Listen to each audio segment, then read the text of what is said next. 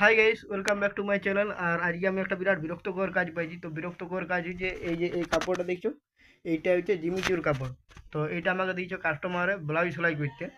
তো এখন যাই হোক, কাস্টমারের পছন্দের কাপড় বটে, তো যেটা আমাকে বিরক্ত হইলে চলবে নাই।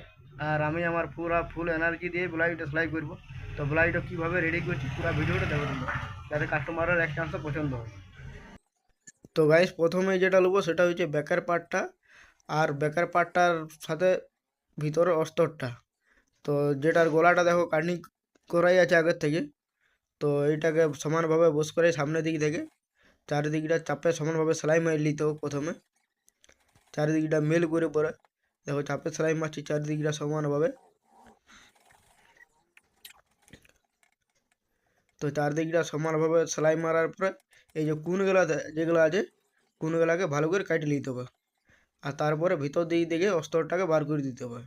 অস্তরটাকে ভিতর দিকে বার করে পরে চারিদিকটা ভালো করে বস করে নিতে হবে গলাটাকে।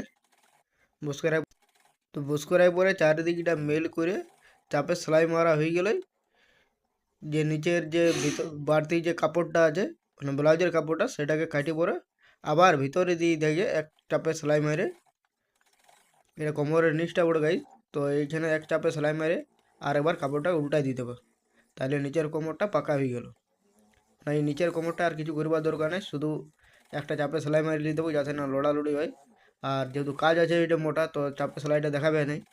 আর তারপরে চারিদিকটা বডিটার সাথে পেছনের পার্টটার সাথে চারিদিকটা লবে সেলাই মেরে অস্ত্রটার সাথে সমান করে নিতে হবে। তো এইটা সমান হয়ে গেলে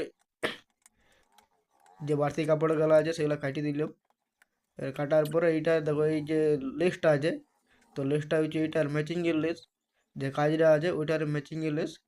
তো নিচটাতে প্রথমে একটা সেলাই মেরে বুস করে নিতে হবে, কোনগুলো একটু উপরে বাড়তি রাখতে হবে প্রথমত।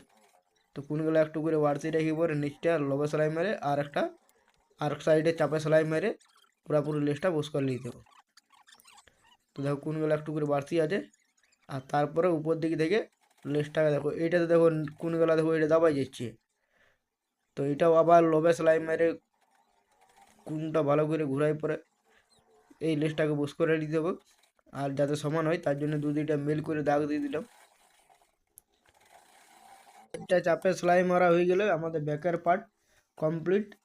এবারে যেটা করতে হবে এবার হচ্ছে হাতটা। তো সুতা আমার শেষ হয়ে গিয়ে সুতাটা চেঞ্জ করে নিলাম। আর এবার এই হাতটা তো সেম লেসটা বুস করে নিতে হবে। তো তাহলে হাতটার মেলটা ঠিক থাকবে, যেটা ভালো লাগবে আর কি। তো দুটো হাতে সমানভাবে মেল করে পরে হাতের লেসটা বুস করে নিলাম। তো চলো, হাতও আমাদের কমপ্লিট হয়ে গিয়েছে।